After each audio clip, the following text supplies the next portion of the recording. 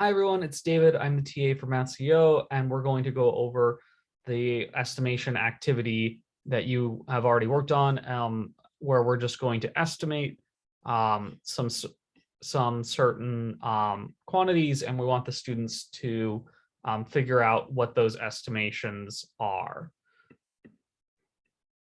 So the estimations are going to be these 8 questions, and I'll start with number 2. How many glasses of water are there in the pool? Are there in an Olympic pool? So like what you should do with this is not just like try and Google the answer or look at the solution in the teaching manual, but sort of say, how can you figure out, how can you get the students to figure out how to answer this question? So they might do something like, oh, a glass is a cup of water, so that's 8 ounces. And then they might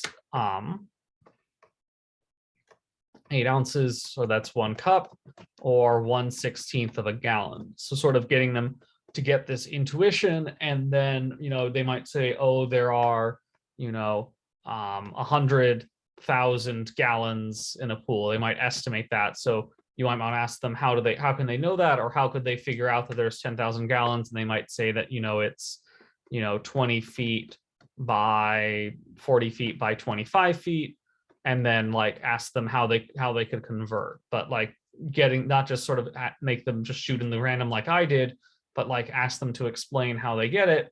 And then if I multiply these the 16 gallons times this, I get 1,600,000 gallons. So that would be sort of my estimate. And then you can sort of ask your students, does that seem reasonable? Like they're not going to have a lot of intuition for things, but they can do, you can sort of say, well, it's not going to be 1,000 might be too little, but then like 100 million might be too much. So if we look at the actual answer, it is 10 million. So we were off by a little bit. But like these are sort of things you can show them after, of sort of like, okay, we need to know that 1 glass is 250 milliliters. And so then 4,000 glasses fill 1 cubic meter. So it's sort of like how I did from cups to gallons. And then since an Olympic pool is this big, like I said, doing the conversions, you get this number. And then how do we have to use these two numbers? How do we combine these two numbers? And we multiply, and that's how we get 10 million.